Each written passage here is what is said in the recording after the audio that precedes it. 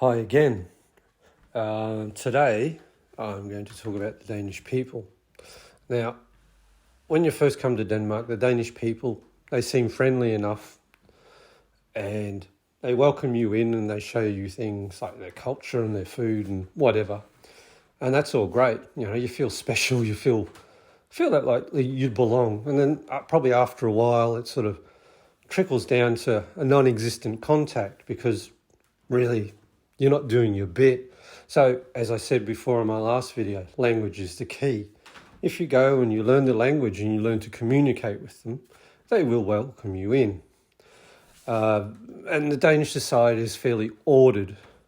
It's not regimented, it's ordered. Everything has its place and everything has its order and everything is done a certain way. And if it's done that way, everything flows properly. Okay? So, even when you're looking at a job interview, they have their ideas of what they want from you as a person. Even in general, if you're going out to a place where there's lots of people and they're drinking, you just can't approach them and say, "Hi, how you going?" You have to basically find a way in, and that can take a long time. It'll take longer than one night. Danish people love their privacy. They treasure their free time and they treasure their families. Now, obviously, there are problems within families, but they still love their families. They will actually have time off because of family issues and family problems. Often I've heard the boss say, "Go sort it out and come back. Let me know." The Danish people are wonderful, warm and friendly when you get to know them. The place where I work, I love the people I work with more than the job.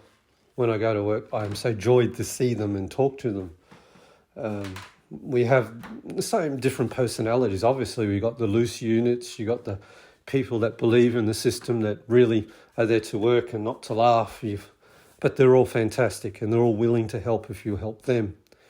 The Danish people, they're just really, really nice once you get to know them. And if you enjoy time with them and involve yourself culturally with them, it's even better.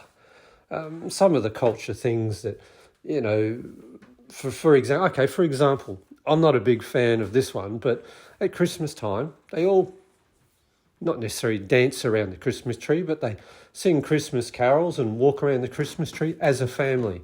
That's not really me, but I do it. And because I participate in it, it's cool. They have something called a summer fest, like a summer party. They all get together at work, for example. A workplace will have a summer party. And they all get together and drink beer and have a barbecue and chat and talk.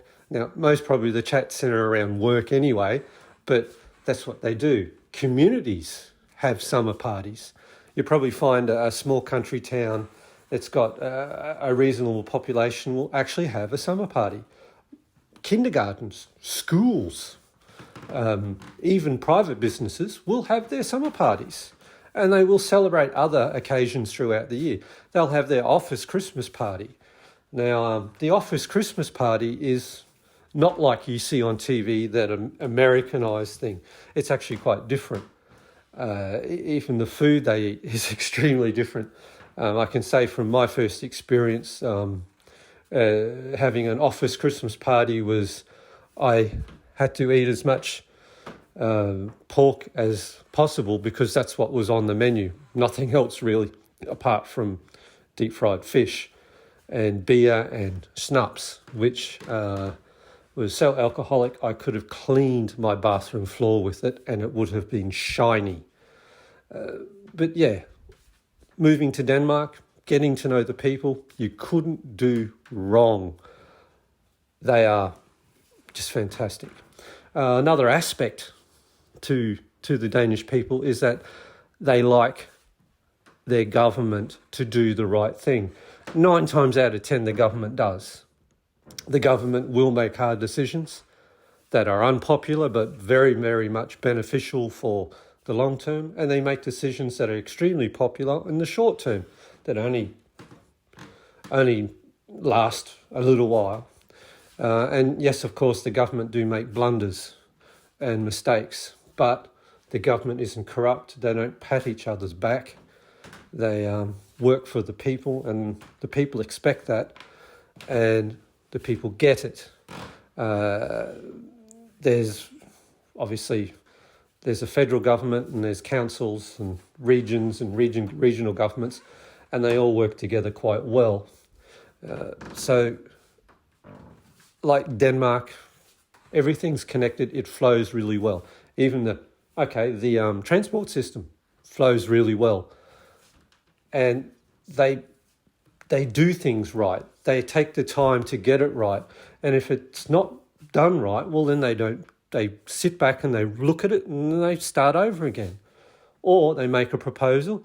Let's try it this way, and they do it without complaint, and they give it a chance to see if it works. And if it doesn't work, well, then they go back to the drawing board and find out where it went wrong, and they re-implement it, or they just scrap it. But they are people that work for people, and they all hang out together in the same boat. And that's what probably makes Danish people really nice. And they'll welcome you in to that boat, and they'll look after you if you do your bit. And that, how I see, is basically how I see the Danish people being. Lovely people, friendly people, warm people, and welcoming people, as long as you do your bit to the society or to Denmark that they are doing to make it a better place. And that's probably why it's one of the happy places in the world to live, because everyone's doing their thing. Goodbye.